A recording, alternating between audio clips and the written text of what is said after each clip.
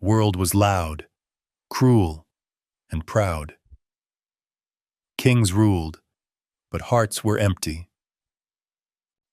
Truth was rare, and kindness was weak. People worshipped gold, power, and tribe. They forgot the voice inside that whispered right and wrong. And yet, in that silence of hope, something began to move. Not an army, not a nation, but a single heartbeat that would change everything. He owned no wealth, no weapons, no throne. But he carried something greater than all: truth. Born in the dust, raised in pain, yet destined to rise. He didn't shout to be heard. He lived to be remembered. The world mocked him. The world fought him. But he never fought back with hate. He conquered not lands, but hearts. He destroyed not people, but ignorance. Every word he spoke was light in the dark. Every step he took left a mark of peace. Centuries have passed. Empires have fallen. But his name is still spoken every second somewhere on this planet. His story is not fiction. It's a mirror of struggle, patience, and love. And today, you will walk through that story. Not as a listener, but as a traveler through faith, courage, and compassion. You will see what true strength means. Not the strength to fight, but the strength to forgive. This is the story of a man who changed the world with no army. A man who turned pain into purpose. And if you listen till the end, you'll not only understand his story, you'll find a part of your own inside it. The year was 570. The air was dry, and the hearts were harder than stone. People bowed to idols they made with their own hands. Some were carved from wood, some from gold, and some made of dates, eaten when hunger struck. Honor was measured by tribe, not by truth. Revenge was praised more than mercy. Women had no worth. Baby girls were buried alive beneath the hot sand. Chung. The cries of innocence faded before the sun rose. Slaves were beaten until they forgot they were human. The rich drank and laughed as the poor bled in silence. Power was worshipped. Weakness was mocked. Injustice walked freely through every street of Arabia.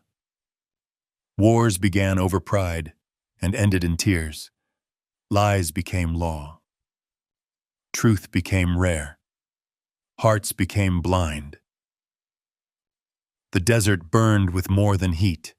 It burned with arrogance. No voice dared to speak of kindness. No hand dared to lift a fallen man. The world was covered in darkness, outside and within. Even poets stopped writing of love. They wrote of war, of wine, of ego. Children grew up learning cruelty before compassion. The strong ruled. The weak obeyed. And peace was a forgotten dream. In this age of despair, a woman named Amina carried hope. She was gentle, patient, and pure. Her husband, Abdullah, had passed away before her child was born. She felt both love and sorrow growing inside her. In the silence of the night, she prayed. She whispered, "Let this child be a light for mankind." And that prayer was heard beyond the stars. For on a Monday morning in the month of Rabi al-Awwal, the impossible happened. A baby was born in Makkah. He cried softly, as if the desert itself was listening. No father held him. No wealth surrounded him. but the angels rejoiced, and the sky glowed with unseen brightness. Amina looked into her child's eyes and named him Muhammad, the praised one. When people asked, "Why not name him after his father?" she smiled and said, "Because I want him to be praised not only on earth but in the heavens." That sentence was a prophecy. This child, born an orphan, would one day change the fate of humanity. But his beginning was filled with pain. His cradle was not gold, but dust. His lullabies were the winds of the desert. And yet, wherever he went, blessings followed. A kind woman named Layla took him into her care. She lived among the Bedouins, far from the noise of the city. It was tradition to raise children there, where the air was pure. So, the moment Muhammad entered her home, her life changed. Her goats gave more milk. Her animals grew strong. Her tent felt peaceful. Her heart felt light. Layla said, "Since this child came, everything in my home is alive again." Years passed. The boy grew healthy and gentle. He spoke little, but when he did, his words carried weight. When he returned to his mother, she held him close every night. But destiny had another test. When he was 6, Amina took him on a journey to visit his father's grave. On the way back, she fell ill. In a small village called Abwa, far from home, her eyes closed forever. The boy was left alone. No father, no mother, only silence. He did not scream. He did not ask, "Why me?" He simply walked with patience, carrying a sadness deeper than words. An old man named Abdul Muttalib, his grandfather, took him in. He was the respected leader of Makkah. He saw something in the child's eyes, calmness, beyond his years. He said, "This boy will be great one day." He loved him deeply. But only 2 years later, death came again. The old man passed away, leaving the boy once more without protection. At 8 years old, he was handed to his uncle, Abu Talib. Abu Talib was poor, but his heart was rich. He treated Muhammad not as a burden, but as his own son. He shared his food, his clothes, his smile. And slowly, the boy's light began to shine in the hearts of all around him. He never lied. He never shouted. He never hurt. He helped the poor. He cleaned his own clothes. He smiled at strangers. He shared everything he had. And people began calling him Al-Amin, the trustworthy one. Even enemies said, "We have never seen a man more honest." The world that was once drowning in pride now whispered his name with respect. In the darkest time, a light had finally been born. A light that spoke not with words, but with character. And that light was just beginning to rise. The sun rose over the city of Makkah, golden and quiet. The young boy walked slowly through its streets, humble, calm, unseen. He owned nothing, yet carried everything that mattered. While others chased coins, he chased character. While they swore loudly, he stayed silent. While they mocked slaves, he served them with kindness. The world called him poor, but his heart was rich. When people argued, he listened. When they cursed, he smiled. When they lied, he stayed truthful. Every word from his mouth was soft, every action full of grace. He worked as a shepherd, guiding sheep under the desert sun. Days were long, and nights were cold. But it was in that silence he learned patience. He learned to listen to the wind, the stars, and the still voice inside. That quiet discipline would later lead nations. One day, a woman named Khadijah heard of him. She was powerful, wise, and respected. But she was tired of dishonest men. Someone told her, "Hire Muhammad. He never lies." So she sent a message through her servant, Rami. "Would you take my goods to Syria and sell them for me?" He agreed, and the journey began. The road was long, filled with heat and danger. But Muhammad walked with peace, not fear. He never cheated. He never complained. He shared water with strangers. He prayed under the stars. And when he returned, Khadijah saw something she had never seen before. The prophet was high, but his honesty was higher. He brought back every coin, untouched, unclaimed. Rami told her, "He is unlike any man I have ever met. He prays in silence. He lowers his eyes from women. He treats everyone with mercy." Those words stayed in her heart. Khadijah was about 40. He was 25. Many had asked for her hand, but she refused them all. Now she sent a quiet proposal through a friend. Would Muhammad accept marriage to a woman like me? When he heard, he went to his uncle for counsel. Abu Talib smiled and said, "She is noble, pure, and wise. If she has chosen you, then Allah has blessed you." And so, in a simple ceremony, they were married. No music, no luxury, only love and peace. The people of Makkah talked. Some mocked the age difference, but he never cared. He valued hearts, not numbers. From that day, their home became a shelter of love. They lived simply, no servants, no gold, no pride.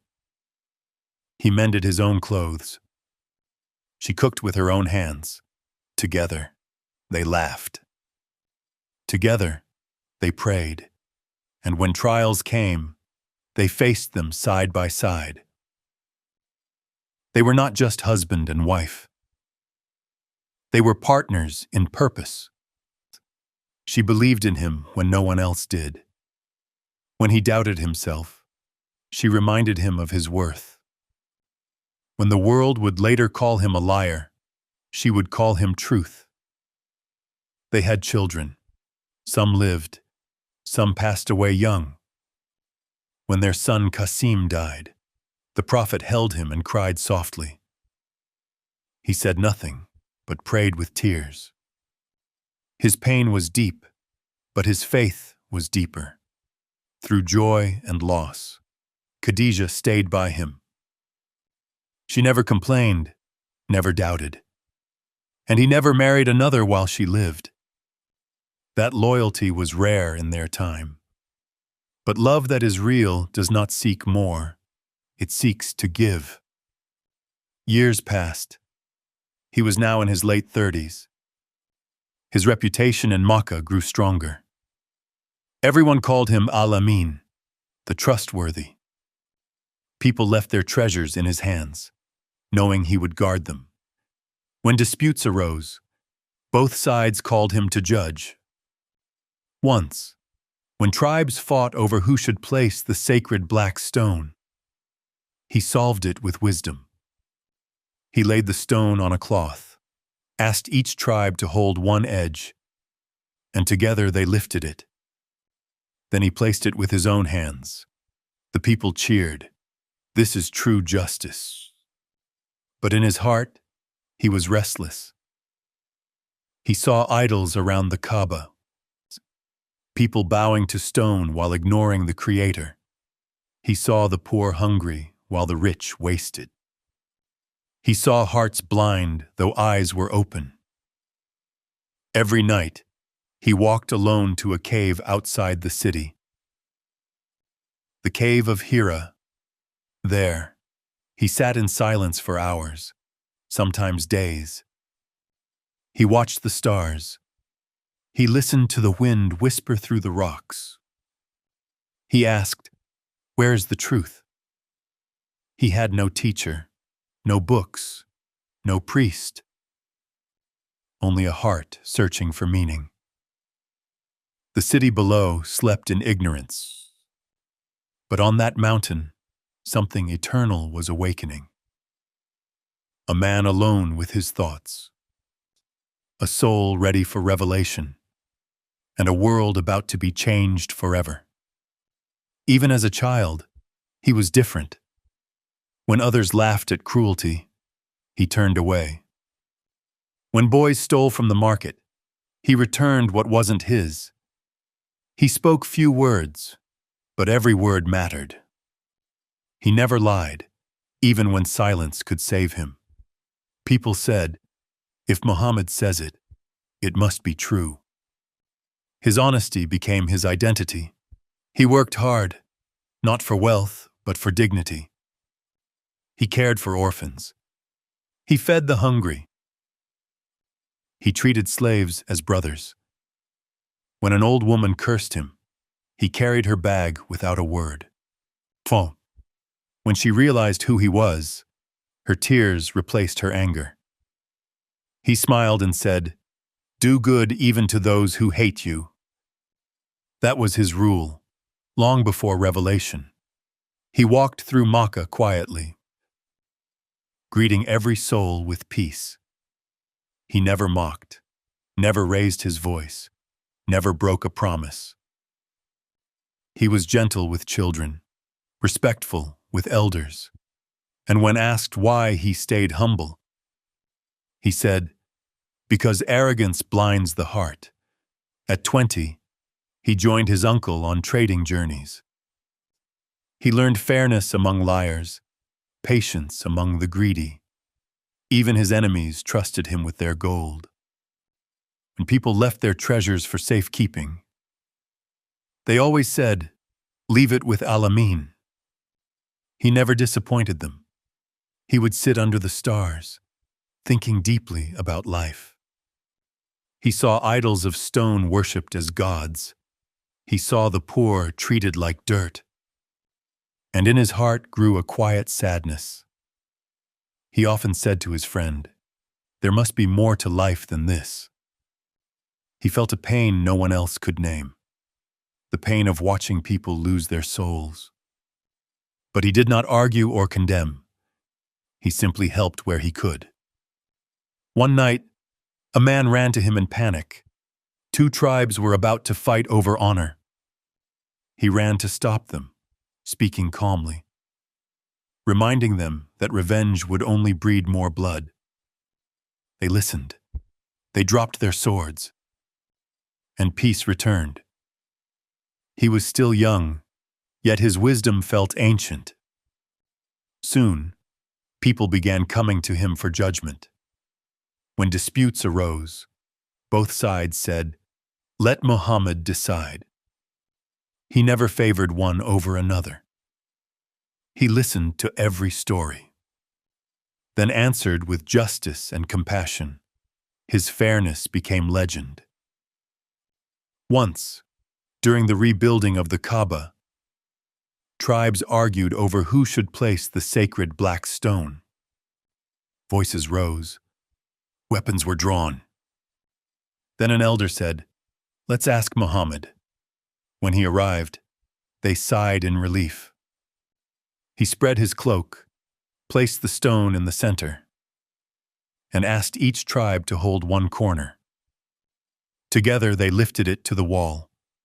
Then he placed it with his own hands. The fighting stopped. He had turned pride into unity. That day, people said, "He brings peace even without power." His fame grew, but he stayed the same, simple kind, unseen in luxury. He slept on a mat, ate with his hands, and shared his food with anyone hungry. He never said, "This is mine." He always said, "This is from Allah." At markets, he spoke gently, reminding merchants, honesty brings blessing. He refused to cheat, even when others profited from lies. His life became a lesson long before revelation began. He taught by example, not by preaching. Children followed him because he smiled. The old trusted him because he kept his word. Even the cruel admired him secretly. In a world of corruption, he was a mirror of purity. When the sun set and the city slept, he walked alone, lost in thought. He watched stars burn through the darkness and whispered, "There must be one who made them." His heart longed for truth as the desert longed for rain. He could not accept false gods carved by men. He could not worship what could not speak. His soul was awake in a sleeping world. He often sat near the mountains, listening to silence as if it could answer him. And in that silence, his heart spoke louder than words. He helped the weak, guided the lost, and forgave those who wronged him. Once, a man insulted him in public. The people waited for anger. He only smiled and said, "May Allah guide you." No one had ever seen patience like his. He was respected, even feared, but most of all, loved. By 35, he was known throughout Arabia as the man who never lied. But while others praised him, he felt heavy inside. He saw the world's pain and felt its weight on his chest. He began to spend more time alone. He climbed to the cave of Hira more often.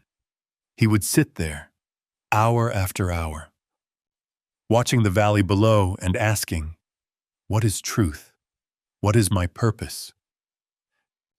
He did not know that soon the heavens would open to answer, that a voice would call his name, and that his quiet honesty was preparing him for the greatest mission ever given to man. The desert sun glowed softly over Makkah. Life was simple, hard, but full of rhythm. Caravans came and went, trading silk, perfume, and dreams. Among the wealthy stood a woman named Khadijah. She was noble, wise, and strong. A widow who built her own success through honesty. She had seen the greed of men, their lies, their pride. But she had also heard of one man, different from them all, a man called Al-Amin, the trustworthy. A man who never lied, never cheated, never looked down on anyone. So she sent him an offer. "Will you carry my goods to Syria and trade them with fairness?" He agreed, quietly, humbly. He traveled with her servant, Rami, across the burning sands. The journey was long, filled with heat and danger. But Muhammad walked with peace, not fear. He spoke softly, treated workers with kindness, and prayed beneath the stars. He shared his food with the poor and smiled even when exhausted. Rami watched in awe. He said, "This man is unlike any I've seen. He never lies, never raises his voice, never takes what is not his." When they returned, the profits were greater than ever before.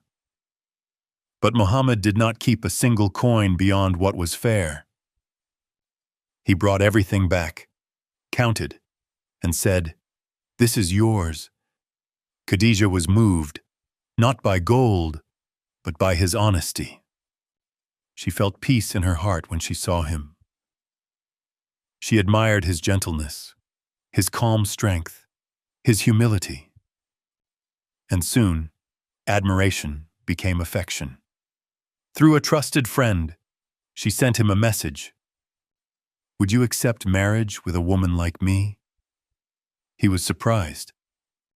He went to his uncle, Abu Talib, and asked for guidance. Abu Talib smiled. "She is pure and wise, and she has chosen you for your character. If you agree, I will arrange it." So the marriage was arranged. There was no loud celebration, no wealth displayed, just two hearts, bound by trust. He was 25, she was 40. But their souls met beyond numbers and years. That night, under the quiet sky, began a love that would last forever. Their home was small, but it was full of light. He mended his own clothes. She cooked with her own hands. They shared food, laughter, and prayer. When he was tired, she comforted him. When she was sad, he made her smile. They were not just husband and wife. They were partners in purpose. Together, they cared for orphans, helped neighbors, and served the poor. Khadija would often say, "He never raises his hand, never raises his voice, never forgets kindness." Their bond grew stronger with time, not weaker. They faced hardship with patience. They lost children, cried in silence, and prayed for strength. When their son Qasim passed away, the Prophet wept quietly. He kissed the small forehead and whispered, "We belong to Allah, and to Him we return." Khadija held him close and said, "Allah will not forget your pain."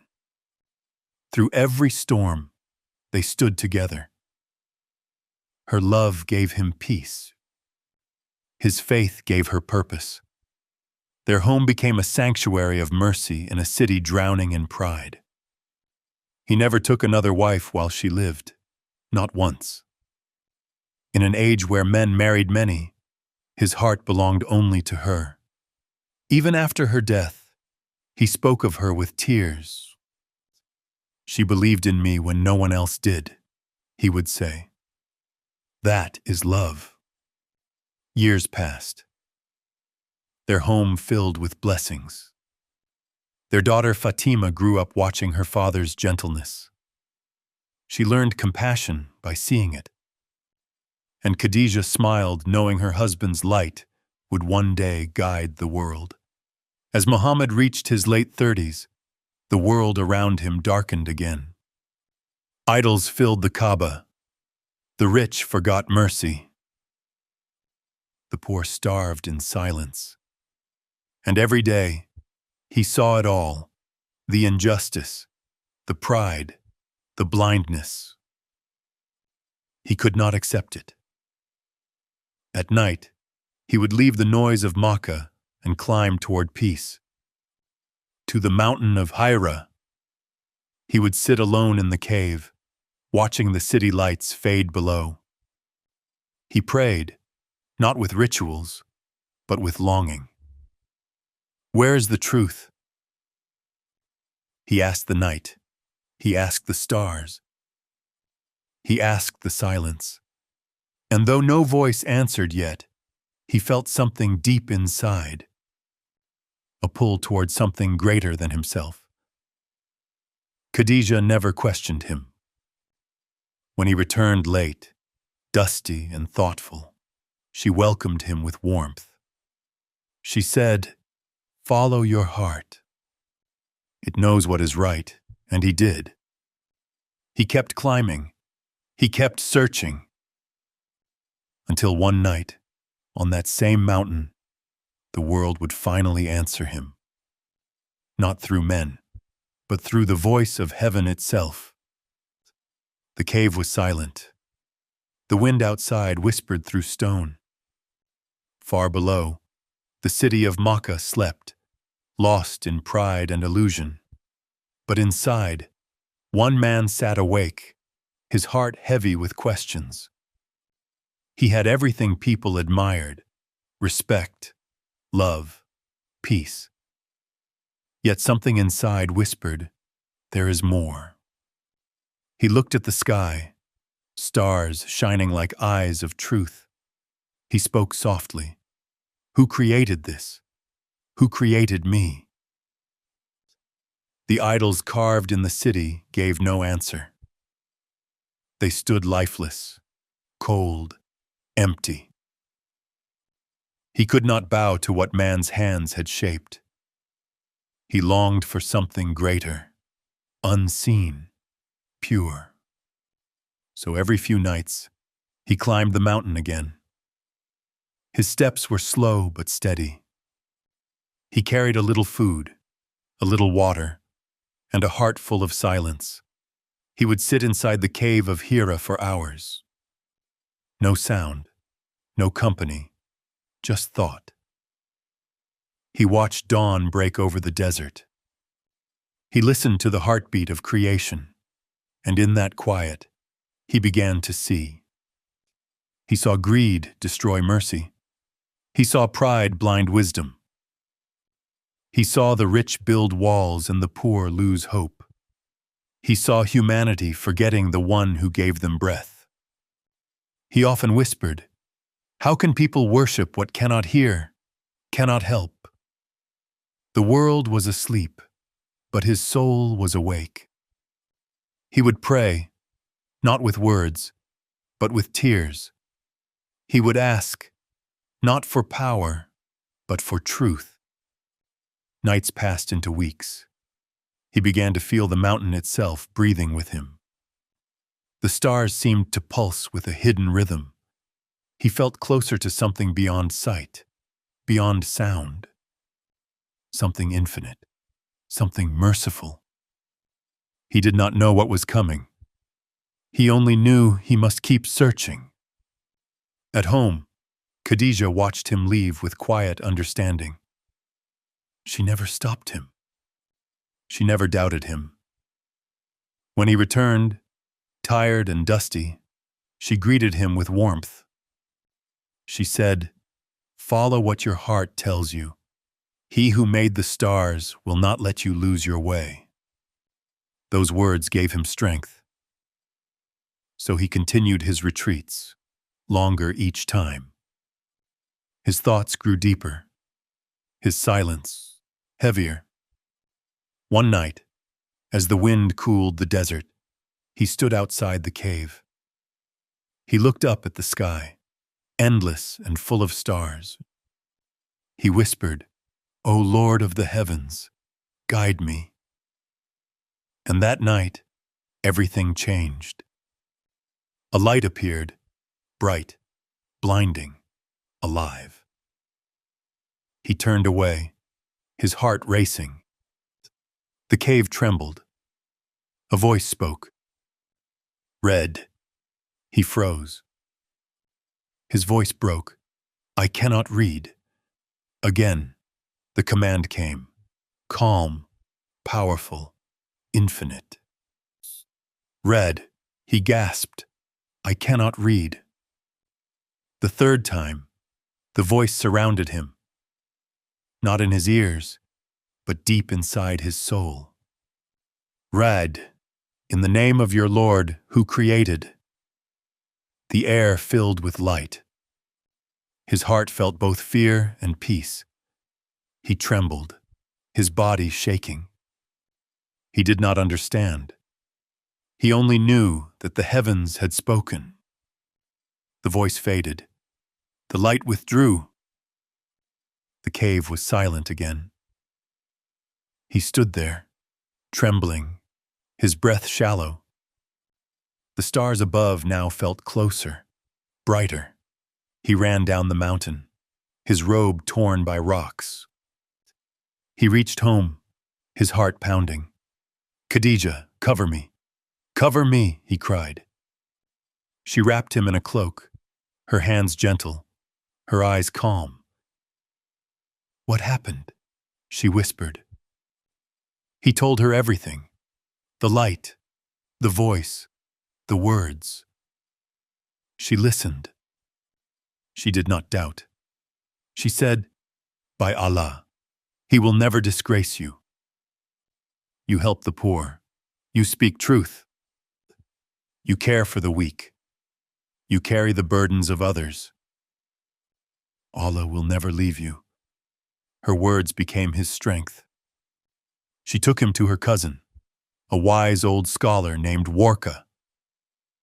Warka listened and said, "That was the angel Gabriel, the same who came to Moses. You have been chosen." Muhammad's eyes widened. He was silent, his heart trembling. Chosen, him, an orphan, a shepherd, a man who owned nothing but honesty. He felt the weight of heaven pressing upon his soul. For days, he stayed in reflection. He walked outside the city and looked at the horizon. Everywhere he turned, he felt the presence of his Lord. He heard whispers of peace in the wind. He saw signs of mercy in the rain. He was no longer the same man who climbed that mountain. He had found what he had searched for all his life: truth. And now that truth had found him, he knew the road ahead would not be easy. The world would mock him. Enemies would rise. Friends would fall. But in his heart, he carried something no one could destroy: the light of revelation. A light that would one day reach every corner of the earth. The search was over. The mission had begun. The night was still. The stars above the mountain faded into dawn. He sat inside the cave, heart trembling, breath unsteady. The words still echoed in his mind: "Read, in the name of your Lord." He could still feel the warmth of that presence, the light that touched his soul and left him forever changed. He was no longer the same man. He had been chosen. The silence of centuries had been broken. Revelation had returned to the earth. He did not know how to carry it yet. He only knew this message was greater than himself. He walked down the mountain slowly. His body was shaking, but his spirit was awake. The world looked different now, brighter, alive. Every rock, every tree seemed to whisper his name. He reached home, his heart still racing. "Khadijah," he said softly, "something has happened." She held his hands, her eyes calm and full of love. "Tell me, my dear," she whispered.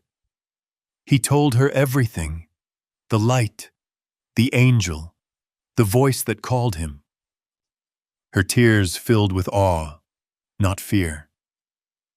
She said, "By Allah, He will never leave you.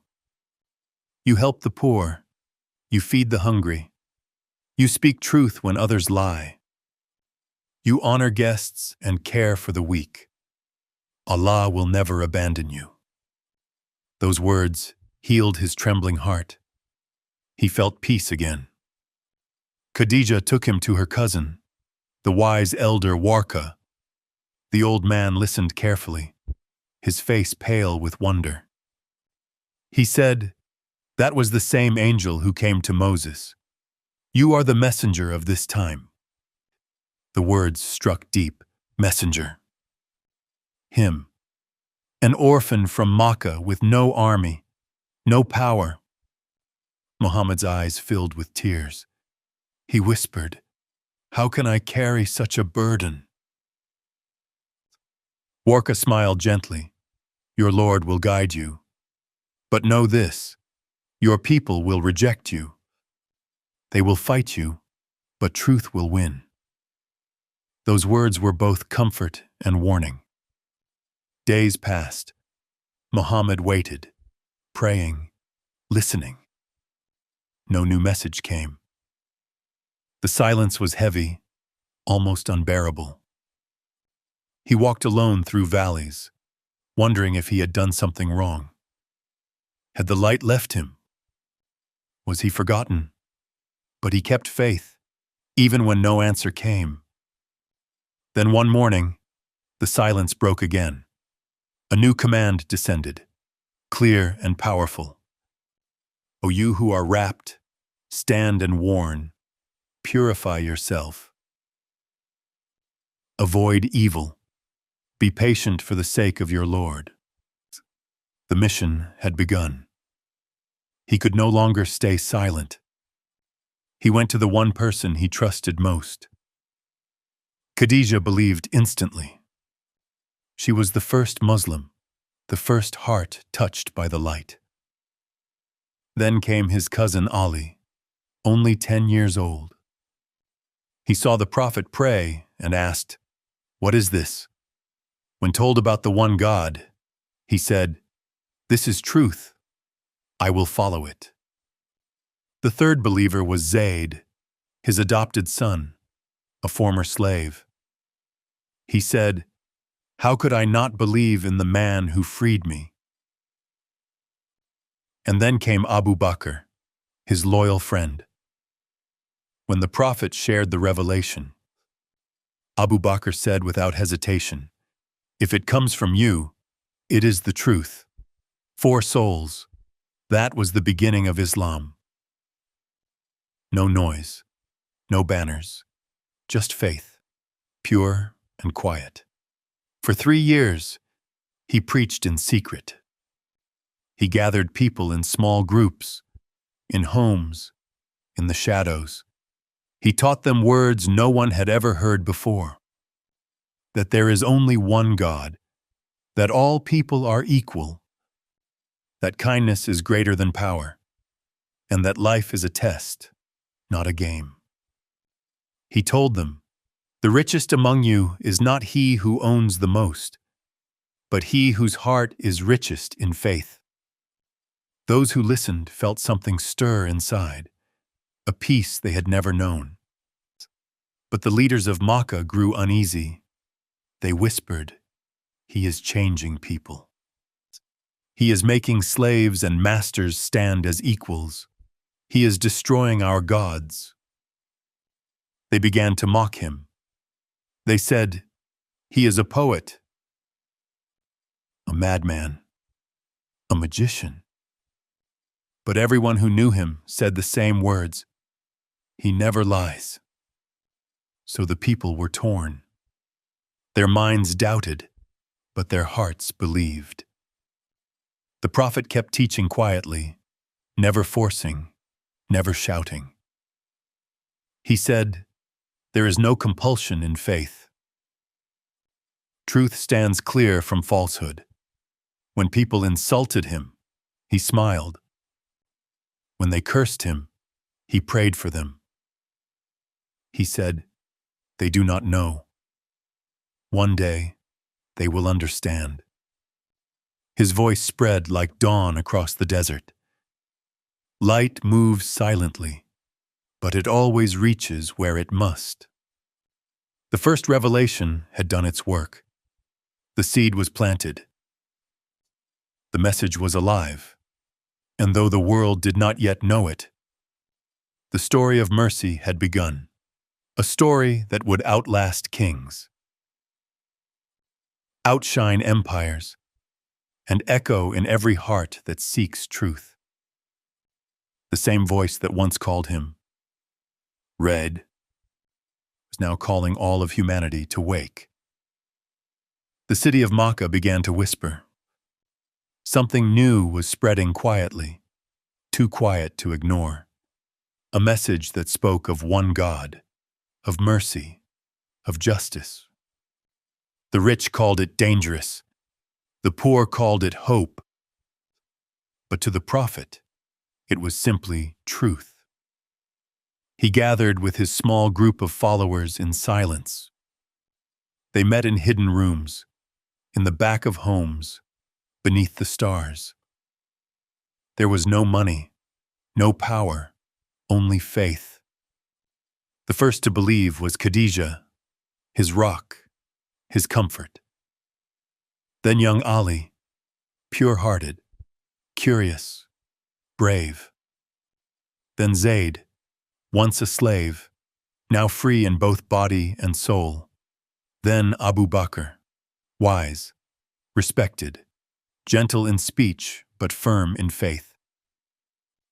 These were not many, but their hearts shone like the sun. Abu Bakr began to speak softly to his friends. He brought 5 more believers within days: Uthman, Talha, Zubair, Abdul Rahman, and Saad. Each one came not from miracles, but from Muhammad's character. They said, "He never lied in his life." How could he lie about God? For 3 years, the message spread quietly. No banners, no swords, only words. The Prophet taught them how to pray, how to give charity, how to purify their hearts. He told them, "Look beyond the tribe. Look beyond the color of skin. You are all children of one Creator." It was the first time in history anyone had said such words. In a world divided by bloodlines, this message was a revolution. Equality shook the roots of arrogance. Mercy challenged pride. The Quraysh could not understand it. They worshipped power. He preached humility. They worshipped gold. He spoke of the heart. They built walls between people. He tore them down with love. Slowly, the truth began to spread beyond the small circle. Slaves whispered it to one another in secret. Women carried it in quiet prayers. Even travelers took it beyond Makkah, sharing the light. But the Prophet stayed patient, waiting for the command to speak openly. And one day, that command came. Warn your closest family. Stand and call your people. He climbed a hill called Safa, where leaders made announcements. He stood tall and called, "O people of Makkah, gather and listen." They came quickly. Every tribe, every elder, every enemy. They all respected him. He said, "If I told you an army was behind this mountain, would you believe me?" They replied, "Yes. We have never known you to lie." He said, "Then know that I am a messenger from Allah. Leave your idols. Worship only the one who created you. Save yourselves from punishment. I ask nothing from you, no gold, no power, only your hearts." The crowd fell silent. Then, from the back, his uncle Abu Lahab shouted, "May you perish! Did you gather us for this?" The crowd burst into laughter. But some faces stayed thoughtful. Some eyes softened. The first open call had begun. And the storm had begun with it. From that day, insults filled the streets. They called him mad. They threw dust on him. Children mocked him. The same people who once called him Al-Amin now turned their backs.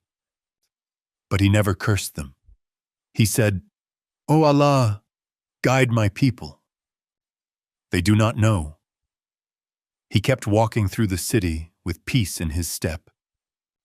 When they spat at him, he smiled.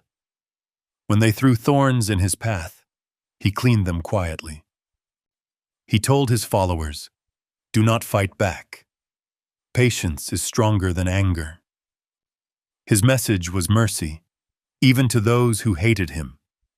One night, Abu Bakr was beaten while defending him. His face was bleeding.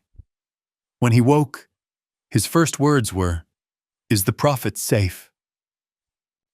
That was love. That was faith. But the Quraysh grew more fearful. Their idols were losing power. Their slaves were finding freedom in belief.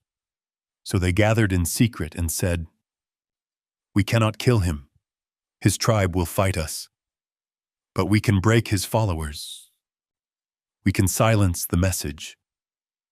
And so began the days of persecution. Bilal, the black slave, was tied under the sun, heavy stones on his chest. His master shouting, "Renounce your faith." Bilal whispered one word again and again. Ahad. One, they whipped him. He smiled through tears, whispering. One, they tortured Sumaya, the first woman to believe. She refused to deny her faith. They stabbed her to death in front of her husband and son. She became the first martyr in Islam. Her blood watered the seed of faith. The Prophet heard the cries of his followers. He wept for them. He prayed for them. But he said, "Be patient. A time will come when a woman will travel alone from Yemen to Makkah, fearing no one but Allah." They held on to those words. Every pain became lighter with that promise. And through all this, the Prophet kept walking. He had no weapon but words, no shield but faith, and still, the number of believers grew. Because truth, once spoken with sincerity, cannot be silenced by fear. The first believers were few, but they were the roots of a tree that would one day cover the world. A tree watered by tears, faith, and the unshakable belief in one God. The days grew darker in Makkah. The streets that once praised him now whispered in hate. Every corner watched him. Every voice mocked him. Yet he walked with peace, head bowed, heart steady. He spoke not to defend himself, but to protect the truth. He said, "Patience is victory before victory." For 3 long years, the believers lived in silence. They met secretly at night, away from the eyes of enemies. A kind man named Al-Arqam offered his home. It became their refuge, a small house of light amid the city's darkness. There, the Prophet taught them the words of the Quran. Soft, powerful, healing words that touched the deepest wounds. He spoke of mercy, of justice, of paradise waiting beyond pain. He said, "The strongest among you is not the one who conquers others, but the one who conquers himself." His words changed hearts, one by one. A slave became a scholar. A poor man became a leader. A woman became a voice of courage. They were no longer alone. They were a family bound by faith, not blood. Prayed together, cried together, grew stronger together. But outside that small house, the world burned with arrogance. The Quraysh watched their unity with fear. They said, "This must stop before it spreads." So they began to punish anyone who followed him. They whipped the weak, starved the poor, mocked the rich who dared to believe. But faith is not built on comfort. It grows through pain. Bilal lay under the sun, whispering Ahad. His lips dry, his skin torn. Sumaya's blood had already soaked the desert sand. Ammar cried for his mother's death, but held his faith tight. The Prophet heard and wept quietly. He prayed, "O Allah, give them patience. Paradise awaits those who endure." Even as he faced cruelty, he never stopped calling to mercy. When his enemies cursed him, he prayed for them. When they threw garbage at his door, he cleaned it silently. One day, a woman who used to insult him fell ill. No one visited her. He went to her home, knocked gently, and said, "I came to see if you are well." Her eyes filled with tears. "How can you forgive me after what I've done?" He smiled softly, "Because Allah is merciful." That day, her heart changed forever. But not all hearts softened. Some grew harder. They saw that violence could not silence him. So they turned to isolation. The Quraysh made a pact, a cruel document. It said, "No one shall trade with the followers of Muhammad. No one shall marry them, speak to them, or help them." The paper was hung inside the Kaaba, sealed with pride. And the Prophet's tribe, Banu Hashim, was cast out. They were driven into a narrow valley on the edge of Makkah, the valley of Abu Talib. There, the believers lived through hunger and tears. They had no food, no trade, no shelter from cruelty. Children cried from thirst. Mothers searched for dry leaves to eat. Men grew weak, but never broke. At night, the sound of babies crying echoed through the valley. Prophet walked among them, comforting, praying, sharing what little he had. He said, "With hardship comes ease." He believed it with all his heart. Some kind souls from outside secretly tried to help. They hid bags of food in the dark, risking their lives to deliver mercy. But most of Makkah watched in silence. The years passed slowly. The sun burned the valley by day. The cold froze it by night. Yet the faith of those inside grew stronger than ever. They learned that belief is not words, it is endurance. They learned that faith is not easy, it is everything. And then, after 3 long years, a miracle happened.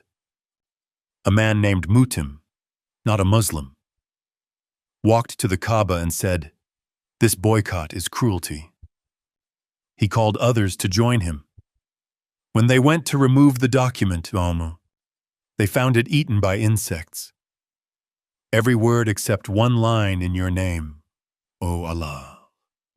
The Quraysh were silenced. The boycott ended. The believers walked out of the valley, weak but victorious. They had nothing left but faith, and that was enough. The Prophet looked at the sky and whispered, "Alhamdulillah." But even as relief came, sorrow waited ahead. He did not know that soon he would face the hardest year of his life. The year when love would be taken, support would be lost, and he would be left with nothing but his faith. For those who carry truth, peace never comes without sacrifice. The silent struggle had tested their bodies. Now, a new struggle was coming, one that would test their hearts. The valley was quiet again, but not peaceful. The air still carried the scent of hunger and loss. The believers had survived 3 years of isolation, but now came trials of the heart. Soon after their return to Makkah, sorrow struck. Abu Talib, the Prophet's uncle, grew ill. The man who had protected him from childhood was now fading in front of his eyes. The Prophet sat beside him, holding his hand gently. He whispered, "O my uncle, say there is no God but Allah, and I will speak for you on the day of judgment." But the Quraysh stood nearby, watching. They shouted, "Will you leave the religion of your forefathers?" Abu Talib looked at them, then back at his nephew. His eyes were full of love, but fear surrounded him. At last, He said, I die upon the way of my ancestors. The prophet's heart broke. He whispered through tears, I will pray for you, my uncle. The man who raised him, fed him, protected him, gone. And before the wounds could heal, another struck deeper. Khadijah, the light of his home, fell ill. The woman who believed when no one else did, who comforted him when the world turned away, who called him my beloved when others called him mad. Her strength had carried them through the years of hardship, but now her body grew weak from hunger and exhaustion.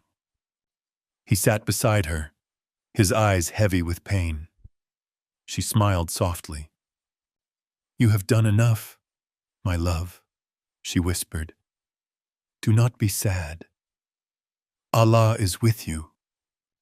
He wept silently. When her breath stopped, the house that once glowed with laughter fell silent. He stood there, eyes closed, his hands trembling. He buried her with his own hands. No wealth, no gold, no crown, only love and dust. That year became known as the Year of Sorrow. He had lost his protector and his partner. The world around him felt emptier than ever. But even in grief, he did not stop his mission. He walked the streets of Makkah alone. The people mocked him louder than before. They said, Look, his protectors are gone. Now he will fall. They threw dirt on his head. They laughed at his pain. But he wiped the dust off and said softly, O Allah, forgive my people. They do not know. When the darkness of Makkah became too heavy, he decided to leave and call others to truth. Maybe somewhere, hearts would listen. So he set out for a city called Taif, 100 kilometers away. He took no guards, no soldiers, only his young companion, Zaid. They walked for days under the burning sun. When they arrived, he went to the leaders and said, I bring you a message of mercy. Worship the one who created you. Free yourselves from falsehood. But they mocked him. They sent children to chase him out. They threw stones at him until his feet bled. Zaid tried to shield him with his body, but the stones hit them both. He ran to a small garden, bleeding, exhausted. He sat under a tree, his heart shattered. And there, he raised his hands to the sky and prayed, O Allah, I complain to you of my weakness, my lack of support, and the humiliation I face. If you are not angry with me, I do not care. But I ask for your mercy. Tears mixed with blood on his face. Even in pain, he never cursed those who hurt him. He only asked if his Lord was pleased with him. That was his greatest fear. Not rejection, not pain, but displeasing Allah. The angels watched in silence. And Allah answered, not with words, but with comfort.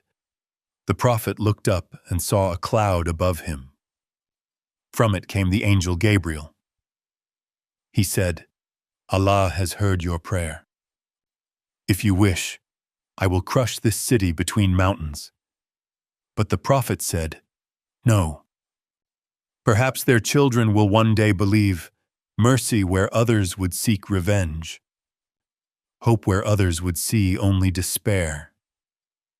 That was his strength. As he sat beneath that tree, a man approached with a plate of grapes. He was a servant named Adas. When the prophet said, Bismillah before eating, the man gasped. People here do not say that name. He said, Where are you from?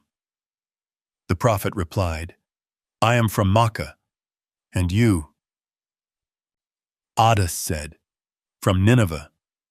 The prophet smiled, from the land of Jonah, the prophet of Allah. Adas's eyes widened. How do you know Jonah? The prophet said, he was my brother. We are both messengers of the same Lord. Adas burst into tears and kissed his hands. He said, this is truth. Even in rejection, a heart was touched. Even in failure, a soul was saved. That night, the prophet looked up at the stars. His wounds ached, but his faith glowed brighter than ever. He said softly, if you are with me, I have lost nothing. And somewhere in the heavens, a light began to shine brighter, a sign that his patience would not be in vain. The storm of rejection had not broken him.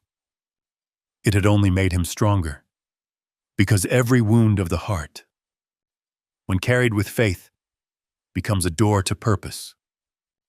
Before Taif, before the blood and stones, came the years of hunger. The prophet and his people were cast out, far from the city's comfort.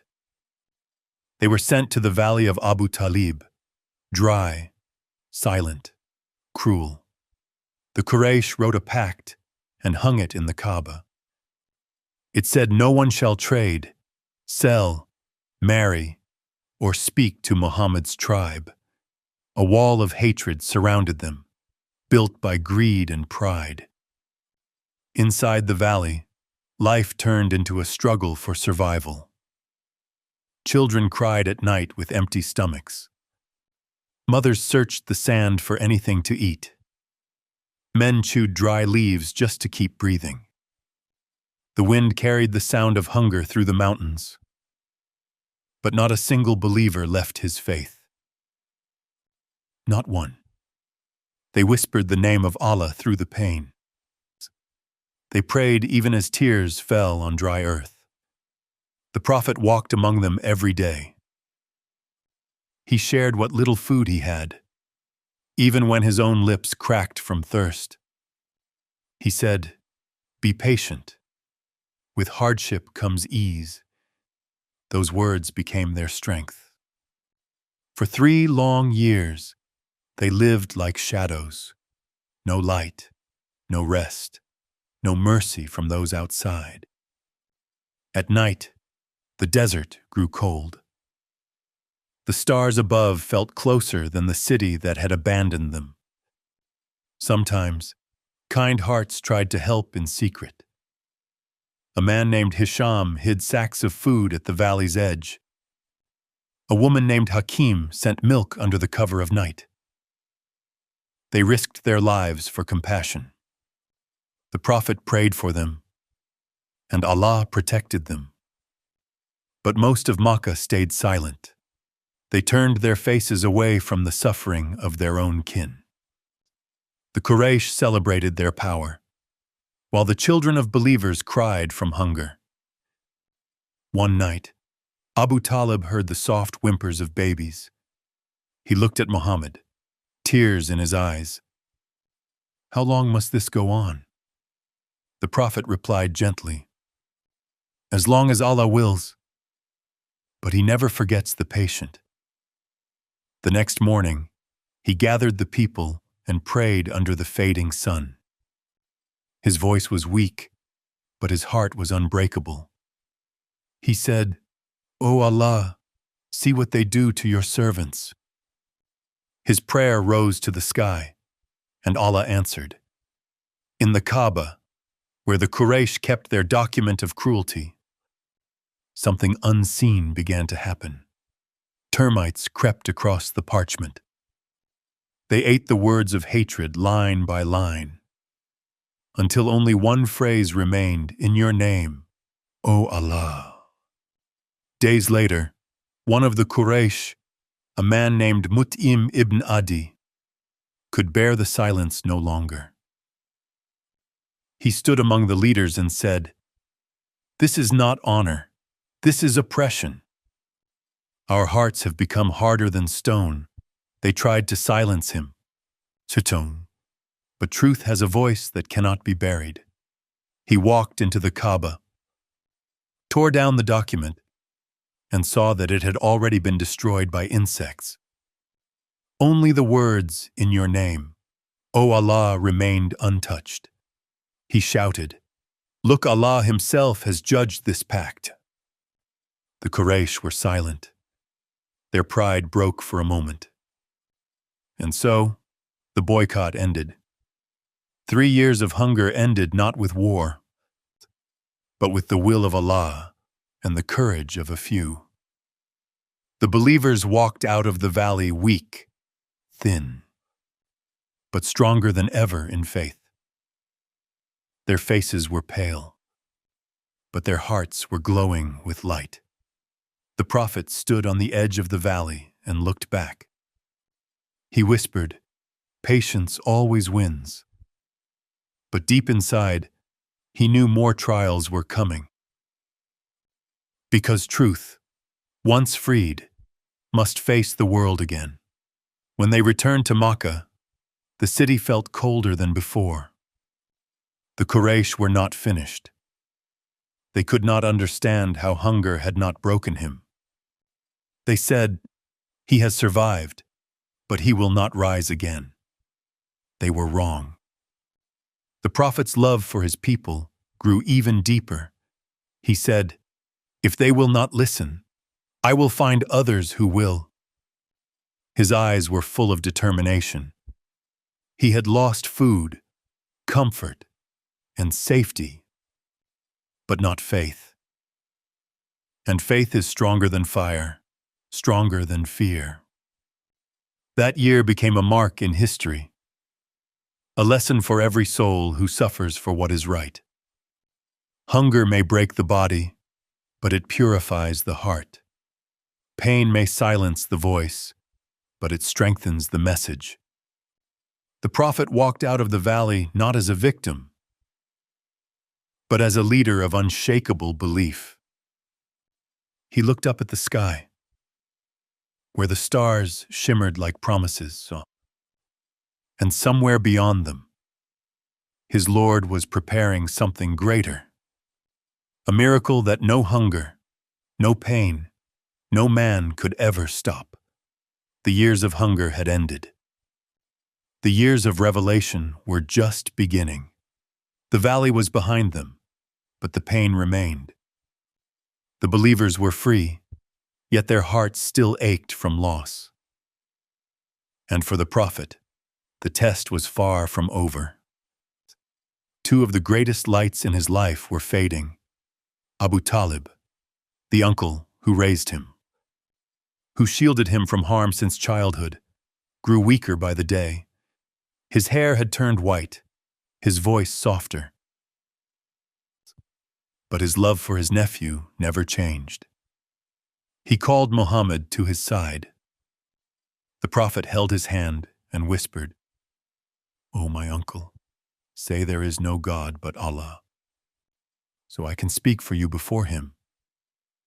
Abu Talib looked at him with love, but the Quraysh stood nearby, watching with cold eyes. They said, "Will you leave the faith of your fathers?" Abu Talib hesitated. His heart believed, but his tongue stayed silent. And with a final breath, he whispered the words of his ancestors. The prophet's eyes filled with tears. He said quietly, "I will ask Allah to forgive you." But a voice came later from above. "You cannot guide whom you love. Allah guides whom He wills." It was a lesson carved into his soul. He had lost not just an uncle, but the man who protected him from the cruelty of Makkah. Now the streets that once feared him grew bold. Without Abu Talib, he had no shield. Insults grew louder. Stones came faster. Even children mocked him in the streets. But he never cursed them. He never shouted back. He said only, "My Lord is sufficient for me." And then came another wound, deeper than the first. His beloved Khadijah fell ill. Her body was weak from years of hardship, but her eyes still shone with faith. The prophet stayed beside her day and night. He fed her with his hands. He whispered prayers as she slept. She smiled and said, "You have done enough, my love. Allah will reward you." He could not stop the tears. He held her hand tightly, as if he could keep her from leaving. But death does not listen to love. When her breath stopped, his world turned silent. The house that once glowed with laughter now felt empty. He buried her with his own hands, his tears falling into the earth beside her. He said softly, "She believed in me when no one else did. She stood beside me when the world turned away, even years later." He would send food to her friends, speak her name with love, and cry when he remembered her. That was loyalty. That was love. That was the heart of the man the world mocked as cold. 2 losses, back to back. One took his protection. The other took his peace. That year became known as Am al-Huzn, the year of sorrow. He walked the streets of Makkah alone now. No uncle to defend him. No wife to comfort him. When people threw dust on his head, he simply wiped it off and prayed. He said, "O Allah, have mercy on my people, for they do not know." At night, he looked at the stars and whispered, "My Lord, I have no one but you." It was in those moments of emptiness that his faith became unshakable. He had lost everything the world could take, but he still had what no one could touch: his trust in Allah. When the pain grew too heavy, he sought silence outside the city. He walked through the desert, his steps slow, his eyes on the horizon. He said to his companion, "Zayd, perhaps another city will listen. Perhaps there are hearts still open to truth." His voice was gentle, but there was fire in his purpose. Even grief could not stop him. Even loneliness could not silence him. He began the long walk toward a place called Taif, a city known for its beauty and gardens. He carried no weapon, only the message of mercy. He hoped for kindness, but he was met with stones. Children chased him, their laughter sharp, their hands cruel. He bled until his sandals filled with blood. He hid under a tree, his heart breaking, but his faith unbroken. He lifted his hands and prayed, "O Allah, I complain to you of my weakness, my lack of strength, my loneliness. You are the most merciful. If you are not angry with me, I do not care." He cried, but his tears were not of despair, they were of surrender. He had lost everything except his purpose. And that was enough, because when faith remains, no sorrow can destroy you. The year of sorrow was not the end. It was the preparation for a miracle. A light from heaven was about to descend again, not to end his pain, but to lift his heart beyond it. The road to Taif was long, dry, and lonely. The prophet walked with dust on his clothes, his feet swollen from the desert heat. Beside him was Zaid, loyal and silent. They had left behind the pain of Makkah, hoping to find hearts that would listen. The city of Taif shimmered in the distance, green, alive, full of promise. But when they entered, the people turned cold. The prophet spoke softly. come to you with a message of mercy, not for power, not for wealth, only for truth."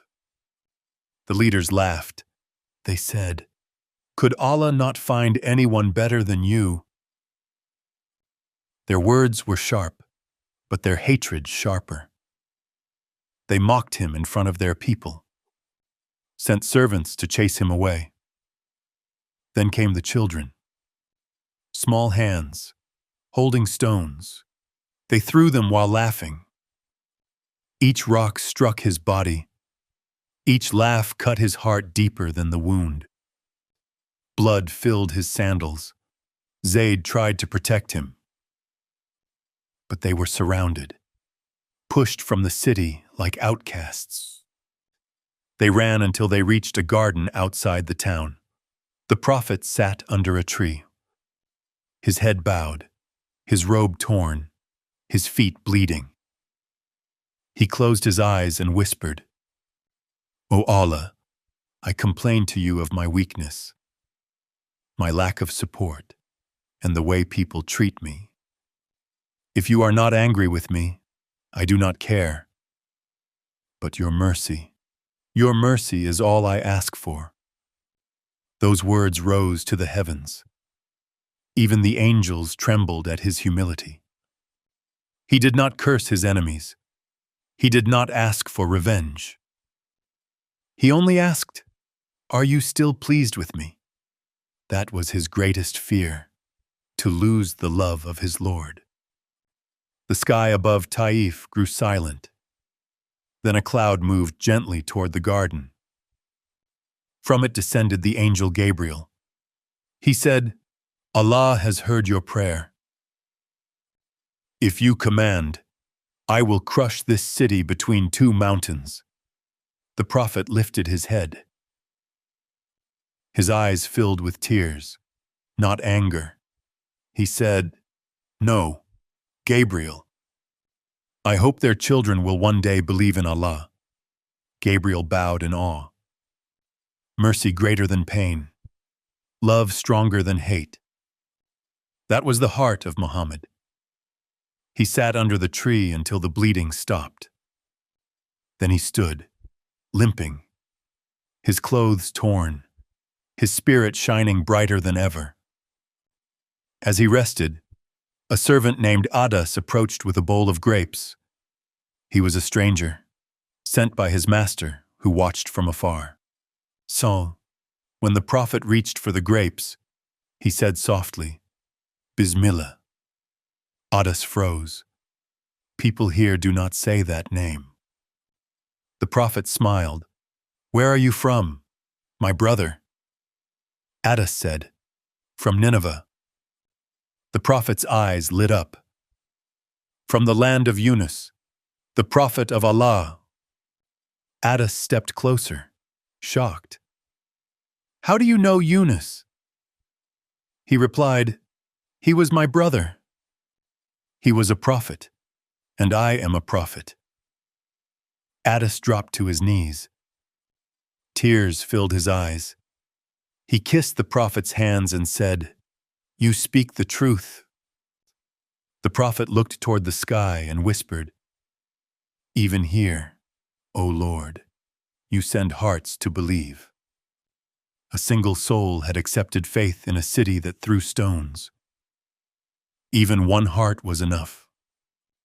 Because the prophet never measured success in numbers, but in sincerity. He left Taif that day not defeated, but more alive than ever. He had learned that pain refines purpose, and that mercy conquers everything. As he walked back toward Makkah, his feet still sore, his robe still stained, he prayed softly for the city that hurt him. "O Allah, forgive them. They do not know what they are doing." When he reached the outskirts of Makkah, he hesitated to enter. He feared what his enemies might do now that Abu Talib was gone. He sought protection from a noble man named Mutim ibn Adi. Mutim agreed. He gathered his sons and armed them. Together, they escorted the prophet into Makkah under their shield. No one dared to touch him. Even the enemies watched in silence as he entered the Kaaba and prayed. He bowed his head in gratitude, whispering, "My Lord never abandons me." The city around him was still cruel, but his faith was stronger than fear. He had been rejected, beaten, and humiliated, but he had found something no pain could destroy: a peace that lived inside. That night, he looked at the stars again. He whispered, when people close their doors, "You open the heavens." And soon, that promise would come true. Because after the stones of Taif, after the bleeding and the tears, Allah was preparing a gift greater than any miracle seen before. A journey beyond the sky, a meeting beyond this world, a comfort for a heart that had given everything. The night of sorrow was ending. The night of light was about to begin. The night was silent. The stars shimmered over Makkah like distant eyes watching from heaven. The prophet lay resting near the Kaaba, his heart still heavy from Taif. His wounds had healed, but his soul carried invisible scars. He whispered softly, "My Lord, I am ready for whatever you will." And then, the world changed. A light filled the darkness. The angel Gabriel appeared once more, radiant and calm. He said, "O Muhammad, your Lord calls you tonight."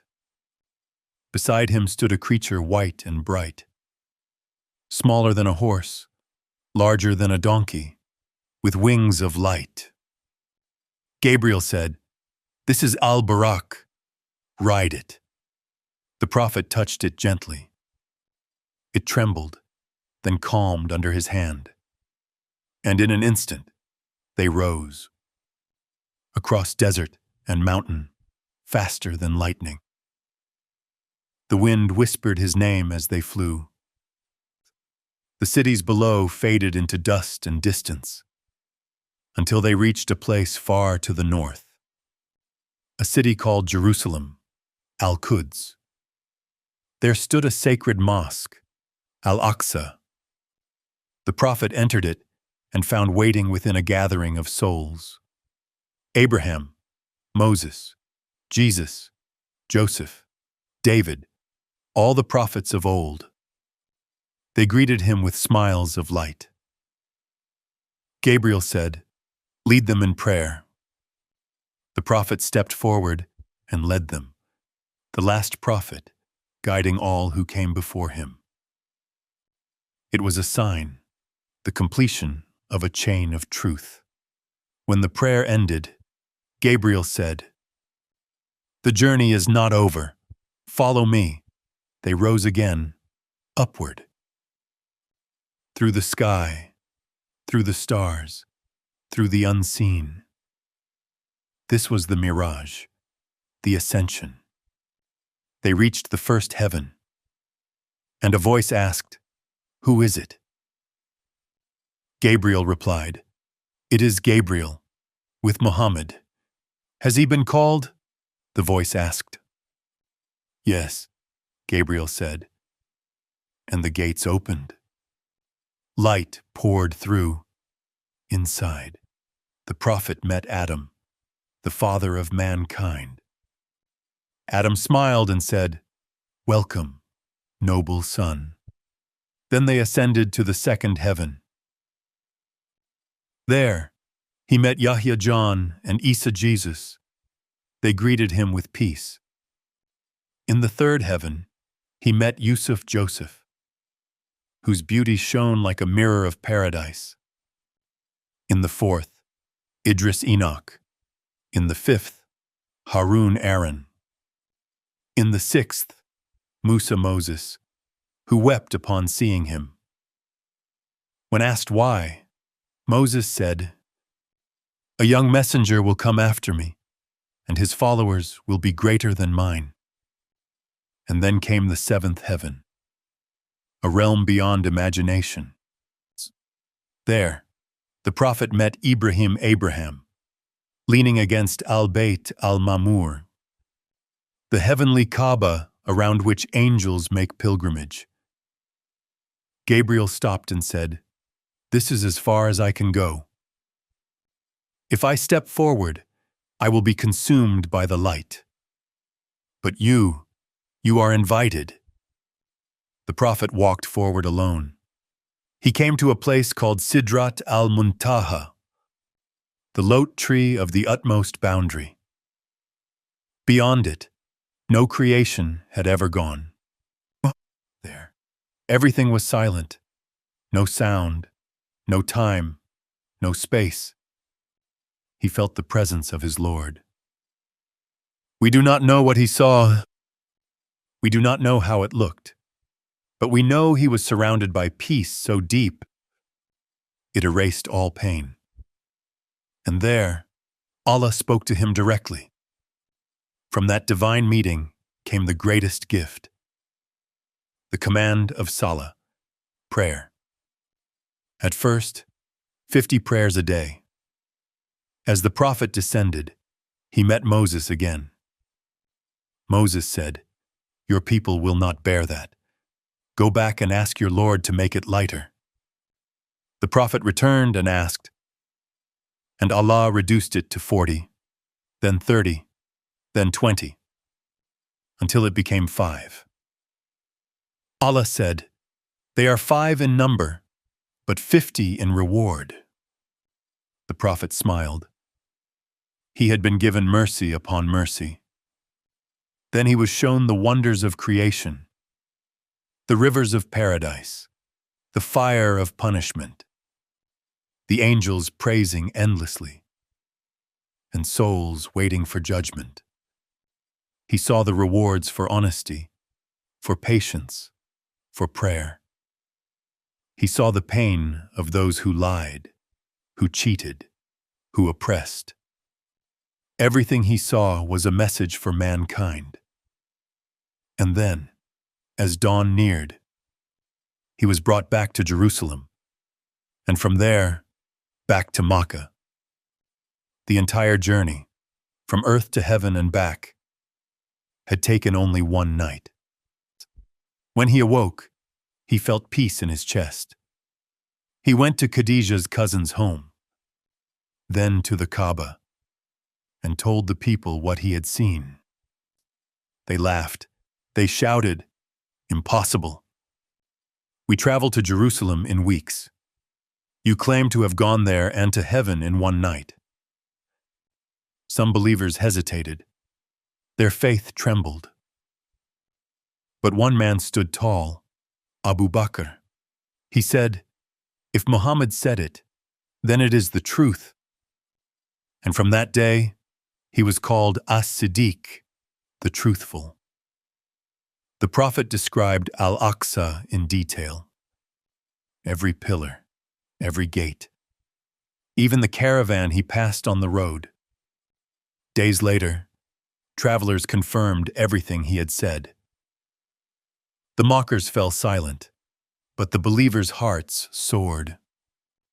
The journey was more than a miracle. It was a message that even when the world rejects you, the heavens still open for you. That even when pain fills your chest, Allah can lift you beyond it.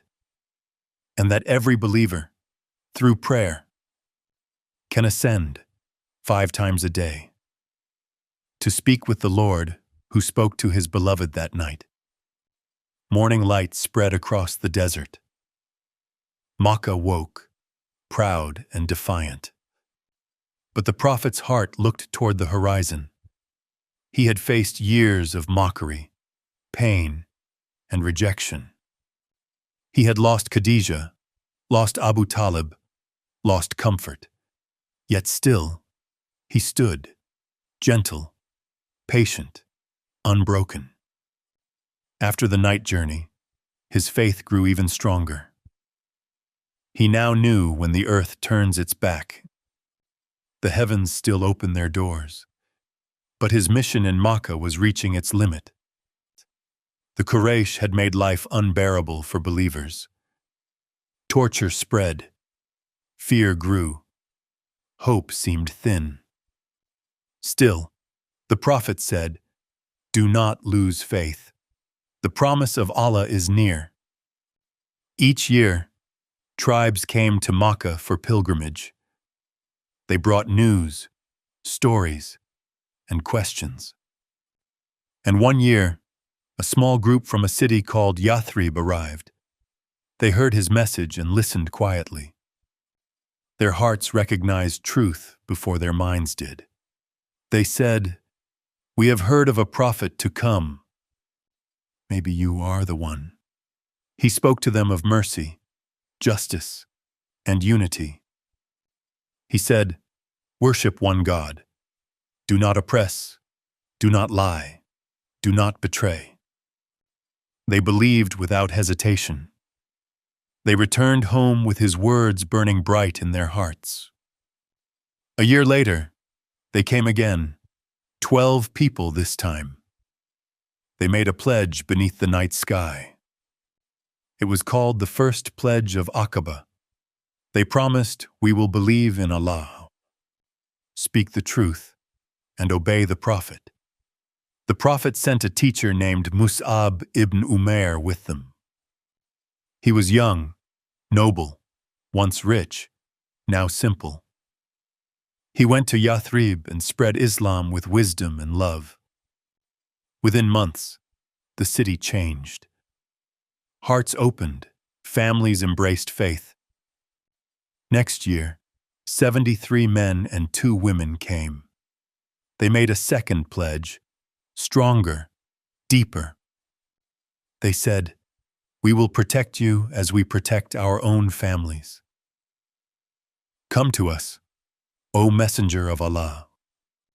It was the moment he had been waiting for. A new home, a place where truth could grow in peace. But the Quraysh were watching. They saw the message spreading beyond their reach.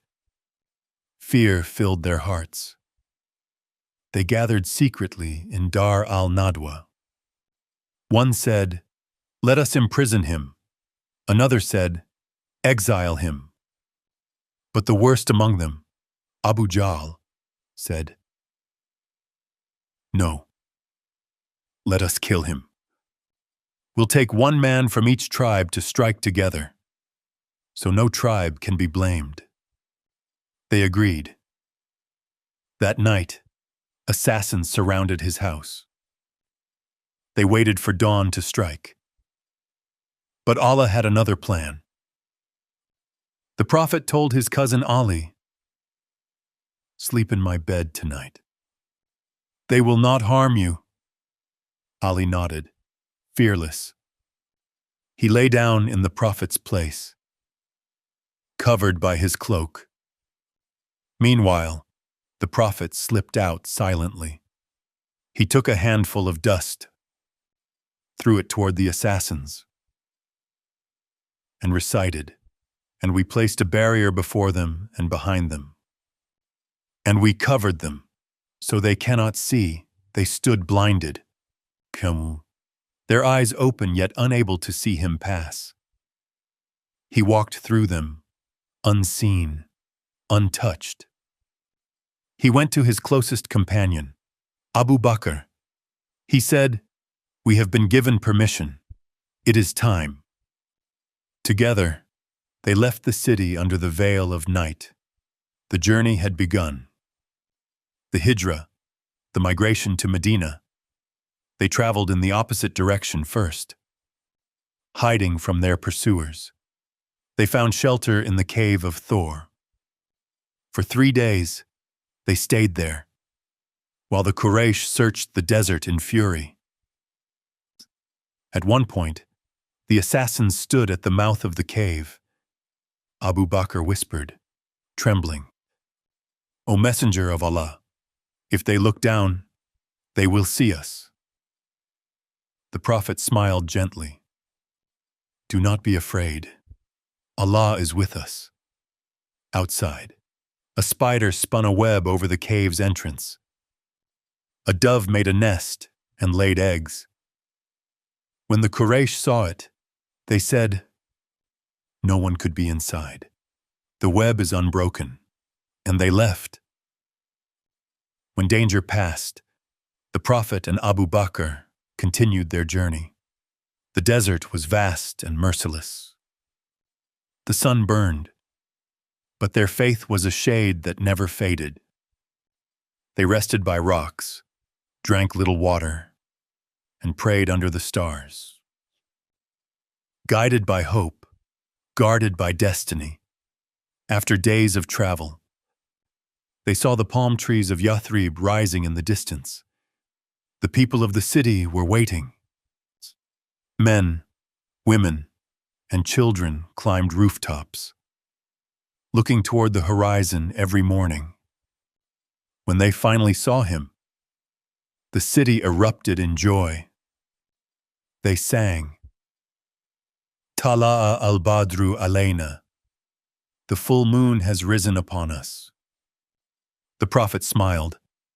He raised his hand and said, "Peace be upon you." That city became Medina, the city of the Prophet. And for the first time in 13 years, the Muslims were free to live and pray without fear. He built the first mosque with his own hands, a simple structure of palm trunks and earth. He joined the laborers, carried stones, and said, "Work, for Allah loves those who work." He created a bond of brotherhood between the immigrants Muhajirun and the locals Ansar. He wrote a treaty of peace that gave rights to Muslims, Jews, and all citizens alike.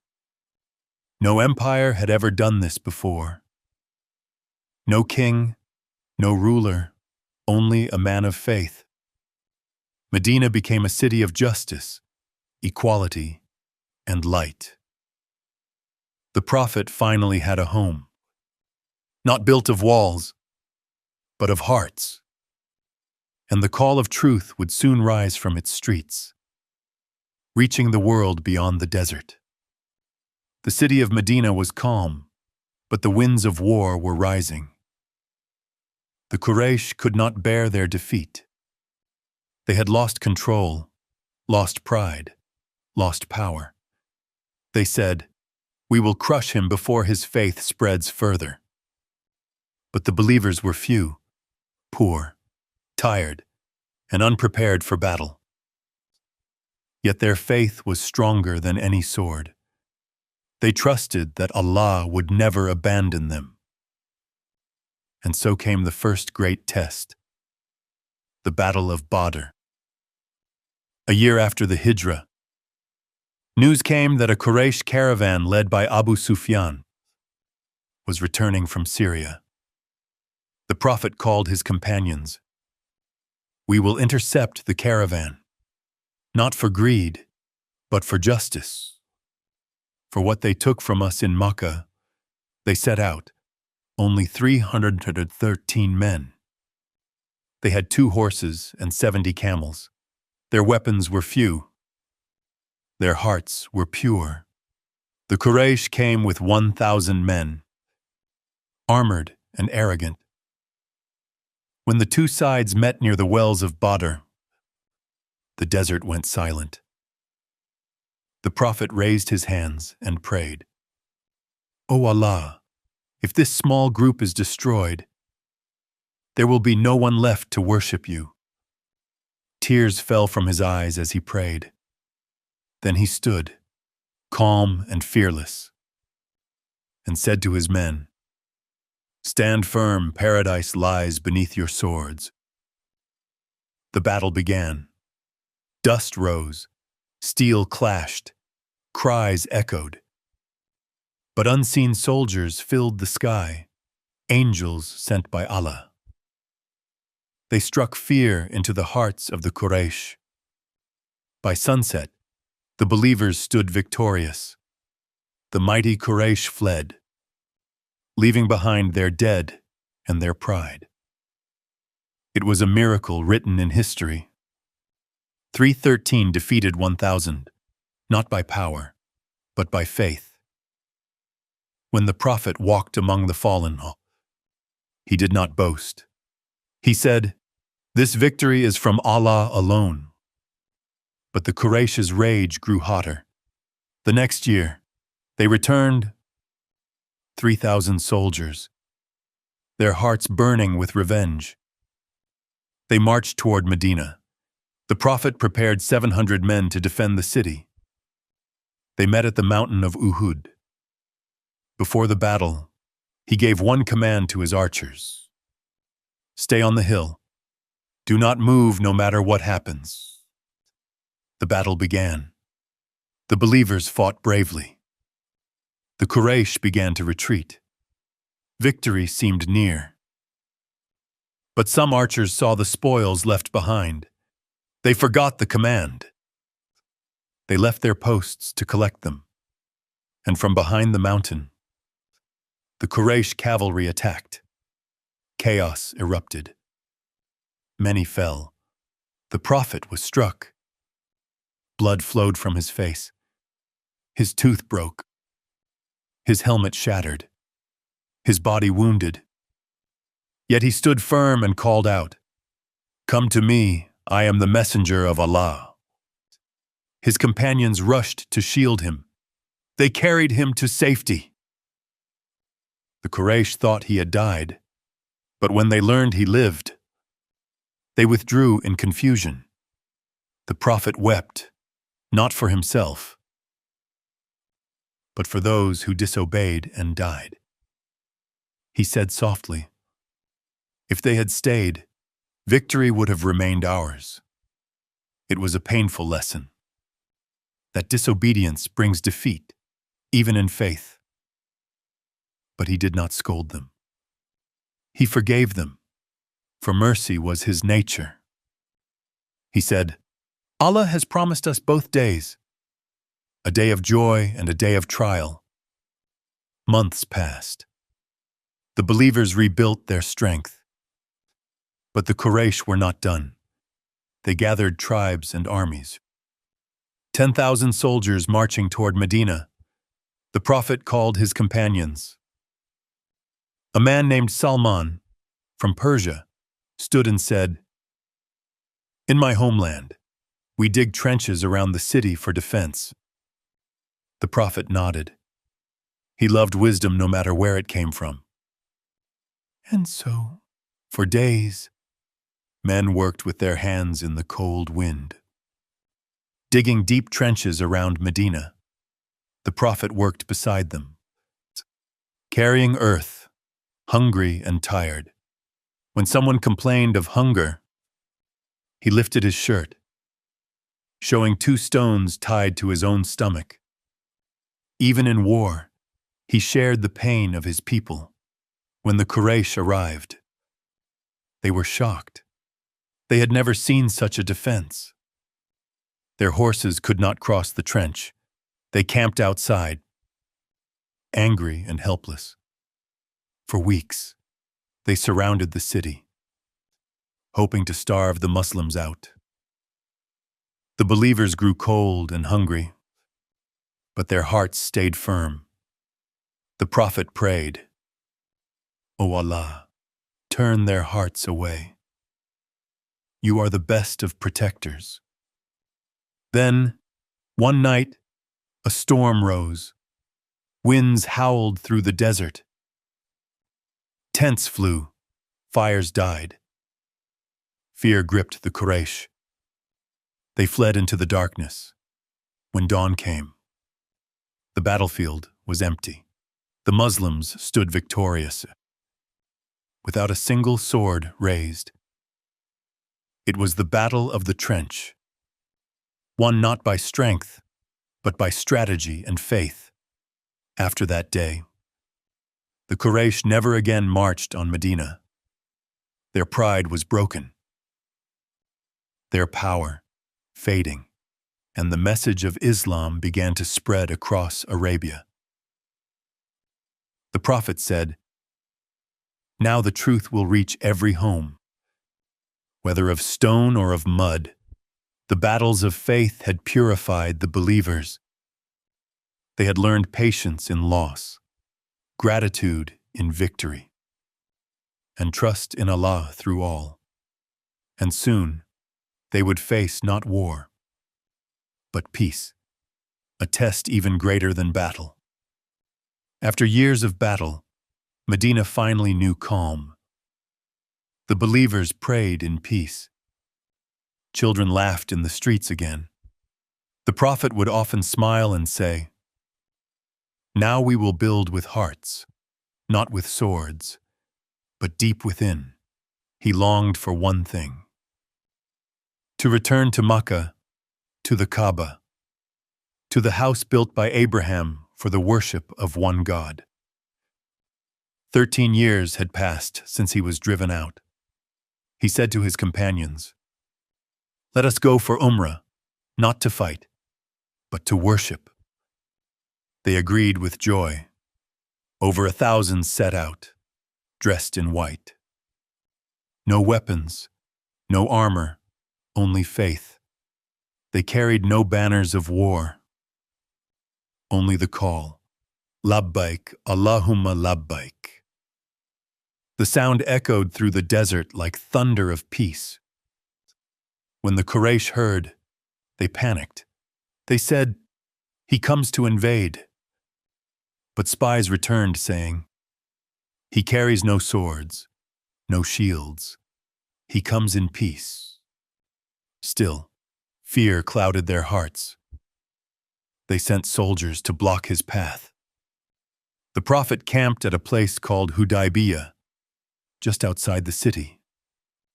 There, under the burning sun, he called his companions and said, "We did not come to fight. We came for peace. If they ask for peace, we will accept it." A messenger was sent to the Quraysh. He did not return. The believers waited, tense and silent. Then news spread. Uthman has been captured. Anger filled the camp. They feared betrayal. The Prophet sat under a tree and called his followers to pledge allegiance. He said, "We will stand together, no matter what comes." They placed their hands upon his. It was called the Pledge of the Tree. The Quran later honored that moment. Indeed, Allah was pleased with the believers when they pledged allegiance under the tree. Moments later, Uthman returned unharmed, and the Prophet's heart softened again toward mercy. Soon after, Quraysh sent their leader, Suhail ibn Amr, to make peace. They sat together, the Prophet and his enemy, two men seeking different things but sharing the same ground. Ali was asked to write the treaty. He began, "In the name of Allah, the most merciful." Suhail interrupted, "We do not believe in the most merciful." "Write, in your name, O Allah." The Prophet agreed. Ali continued, "This is what Muhammad, the messenger of Allah, agrees with Suhail ibn Amr." Suhail stopped again. "If we believed you were the messenger of Allah, we would not fight you. Write instead, Muhammad, son of Abdullah." Ali hesitated, hurt.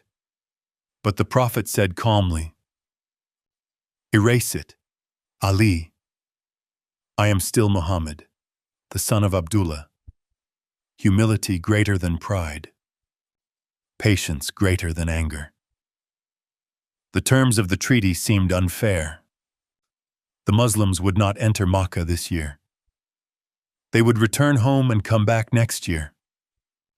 If any man from Quraysh joined the Muslims, he must be returned.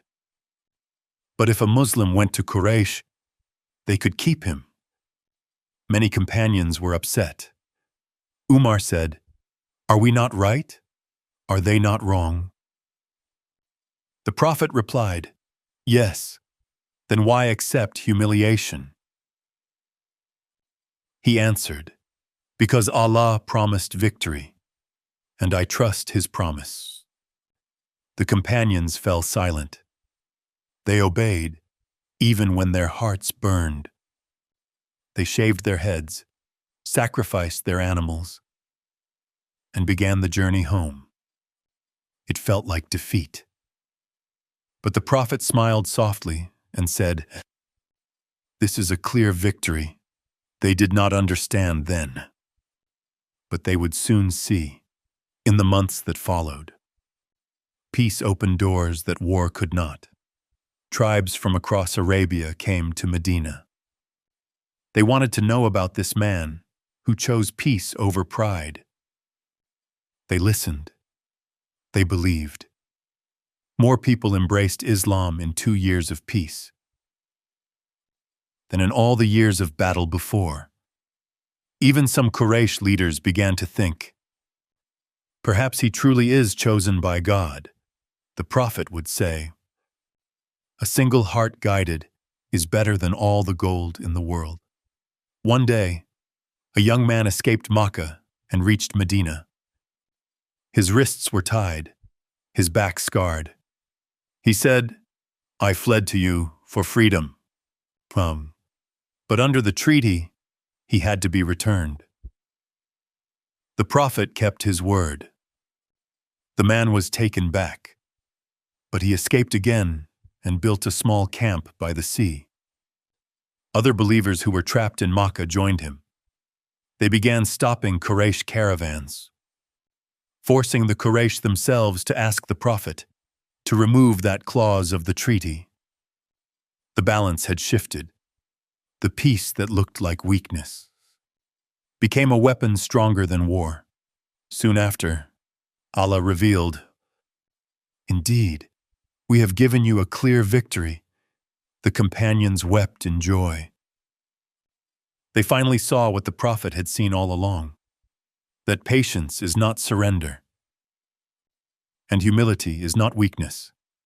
The Treaty of Hudaybiyah became one of the greatest moments in history, because through that peace, the truth spread freely, and the world began to listen. The prophet said, "There will come a time when this message will reach every home on earth," and that time had begun. For the sword could never open hearts, but peace could. Years passed after the Treaty of Peace. The message spread like dawn across the desert.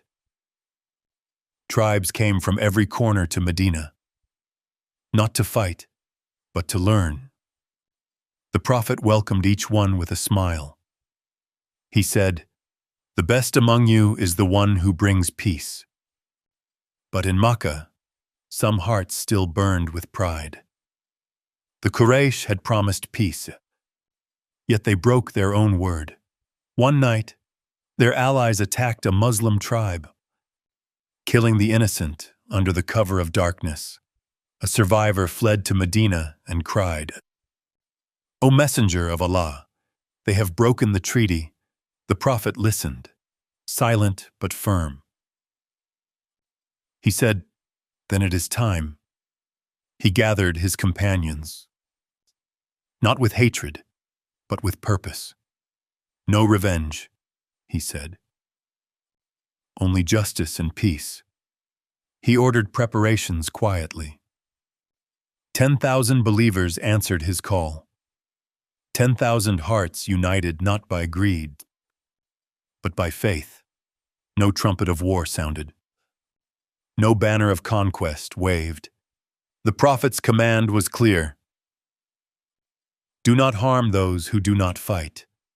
Do not destroy. Do not take, forgive. And with that mercy, the army marched toward Makkah. As they approached, the city slept unaware.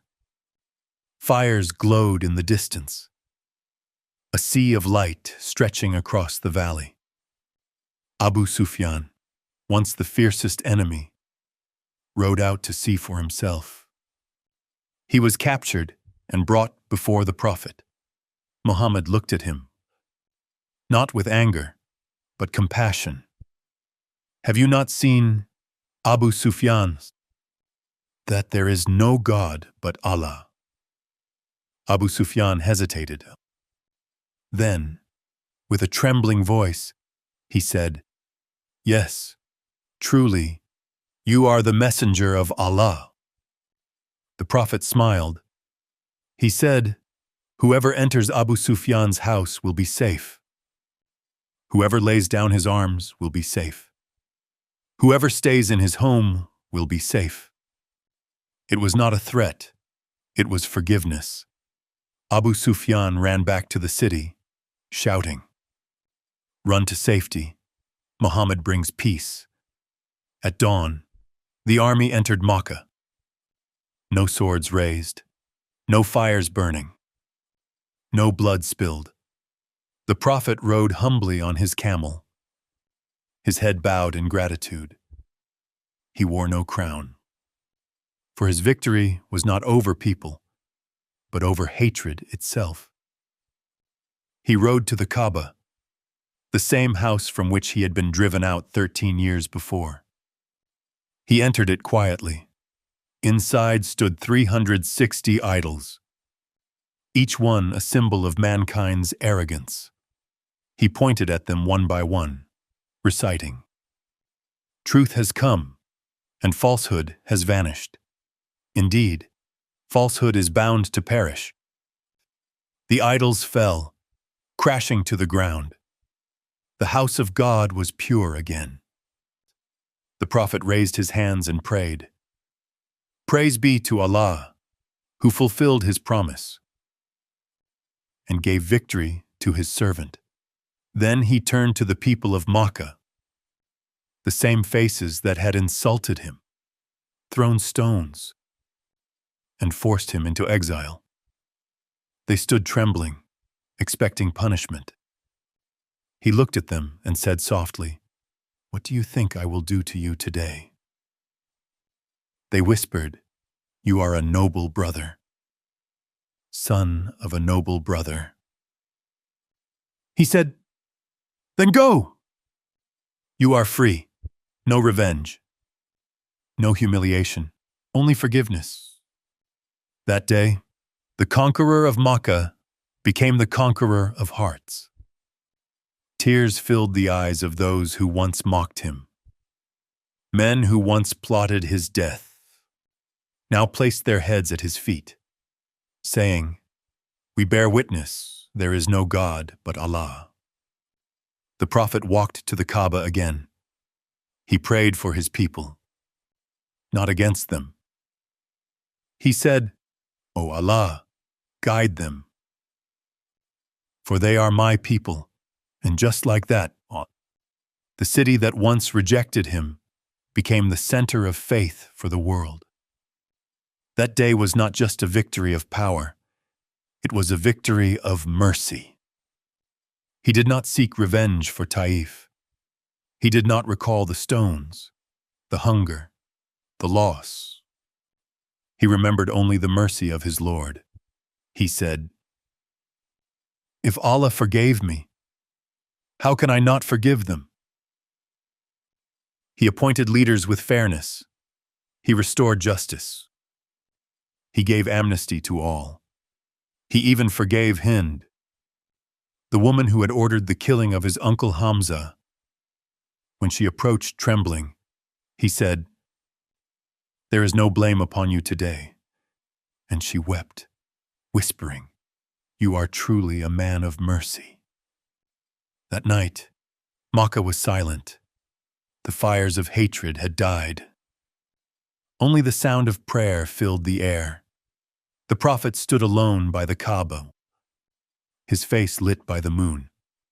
He raised his hands and said, "O Allah, you fulfilled your promise. You brought your servant home. Let this city be a beacon of peace for all generations to come." And so it was. From that day, the Quraysh who once fought him became defenders of the faith. The tribes who once mocked him sent delegations to Medina, seeking to learn, not to fight. He had shown the world that true power lies in forgiveness, and that real victory is peace. The prophet's mission was not to destroy, but to heal, not to conquer land, but to free hearts. He had entered Makkah as a refugee. He returned as a messenger of mercy, and the world would never be the same again. The desert was quiet again. Makkah, once filled with idols, now echoed with the call to prayer. The prophet stood beside the Kaaba, his eyes closed, his lips whispering gratitude. The journey of pain had become a story of light, but his mission was not finished. There were still hearts to reach, still lessons to teach before he returned to his Lord. From that day, Islam spread across Arabia. Tribes from the north and south came to embrace faith. The prophet received them with warmth, listening more than he spoke, smiling even when tired. He said, "The most beloved to Allah is the one who brings benefit to others." He taught kings and shepherds alike that leadership means service, that greatness means humility. His home remained simple, a mat of palm leaves, a bowl of water, and a heart full of peace. He never sought wealth, never built palaces. He said, "What have I to do with this world? I am but a traveler who rests under a tree," and then continues his journey. In Medina, life flourished under his guidance. Justice ruled. No one went hungry. No one was left unseen. He said, "None of you truly believes until he loves for his brother what he loves for himself." He walked among the poor, ate with the hungry, and smiled at the lonely. He was the leader of a nation, but lived like the humblest of men. When people came to kiss his hand, he pulled it away and said, "I am only a servant of Allah." Years passed. He was now over 60. His beard had turned white, but his eyes still carried the same compassion. He continued to teach patience, mercy, and hope. Then one day, revelation came once more, words that made his heart tremble. When the victory of Allah and his help come, and you see the people entering Islam in crowds, then glorify your Lord and seek his forgiveness. Indeed, he is ever accepting of repentance. He understood. The mission was complete. The end was near. Shortly after, he prepared for the pilgrimage, his first and last after Islam's victory. More than 100,000 joined him. They moved together through the desert like a river of faith. At Arafat, he stood on his camel and spoke his final sermon. His voice carried across the valley, soft yet powerful, echoing through hearts forever. He said, "O people, listen carefully, for I may not be with you after this year. Your blood, your property, and your honor are sacred as this day. Return what is entrusted to you. Do not wrong one another. Fear Allah regarding women, for they are your partners and your trust. Worship your Lord. Pray 5 times a day. Fast in Ramadan. Give charity. And if you are able, perform pilgrimage. All mankind is from Adam, and Adam was from dust. An Arab has no superiority over a non-Arab, nor a non-Arab over an Arab. except by righteousness. Tears filled the eyes of his companions. He looked at them and said, "Have I conveyed the message?" They cried, "Yes, O Messenger of Allah." He raised his hands to the sky and said, "Ah, O Allah, bear witness." Then came the final revelation. "This day I have perfected for you your religion, completed my favor upon you, and chosen Islam as your way." When he heard those words, he wept. The companions asked, "Why are you crying?" He said, "Because the mission is complete." Soon after returning to Medina, he became ill. Fever burned his body. He still led the prayers as long as he could, his voice weak but steady. When he could no longer stand, he said, "Let Abu Bakr lead the prayer." The companions watched in silence, their hearts breaking. Days passed. He grew weaker, but his smile never left. He whispered, "Do not make my grave a place of worship. Pray to your Lord, not to me," on his final morning. He lifted the curtain of his room. The companions were praying. He saw their rows straight, their voices united. He smiled, a smile of peace, of completion, of love. That was the last thing they saw of him alive. Shortly after, his head rested on the lap of his wife Aisha. He whispered softly, "With the highest companion," and then he was gone. The room fell silent. Outside, Medina wept. Men cried in the streets. Umar shouted, "He cannot be dead." But Abu Bakr stood firm and said, "Whoever worshipped Muhammad, know that Muhammad has died. But whoever worships Allah, know that Allah is alive and never dies." They buried him in Aisha's room. Beside the mosque he built with his own hands.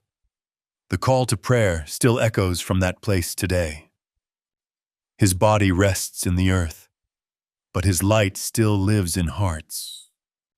He had left behind no gold, palace, no throne, only a message of faith, mercy, and love, and that smile. The final smile that told the world, "My work is done. Now it is your turn to carry the light." He came into the world an orphan and left it as the most loved man who ever lived. He owned no gold, no kingdom, no power. But he changed hearts, nations, and history forever. He taught that greatness is not in wealth, but in character. That strength is not in revenge, but in forgiveness. That the truest victory is not conquest, but peace. He showed the world that love can outshine hate, that patience can outlast pain, and that mercy can conquer everything. He forgave when he could destroy. He smiled when the world turned away. He gave when he had nothing left to give. And even when his body grew weak, his spirit lifted millions. He left behind no fortune, only a legacy of faith that still lives in every heart, that chooses kindness over cruelty, truth over lies, and hope over despair. The Prophet's message was never about rules. It was about purpose. He said, "The best of you are those who bring benefit to others." So ask yourself, whose life will be better because you lived? What light will remain after you are gone? Because faith is not in words, it is in action. Mercy is not a feeling, it is a choice. And every act of kindness continues his legacy. If his story touched your heart, let it change your life. Leave a comment with the lesson that moved you most. Share this story so others may feel the same light. And don't forget to subscribe, because stories like this are not meant to fade. They are meant to live forever.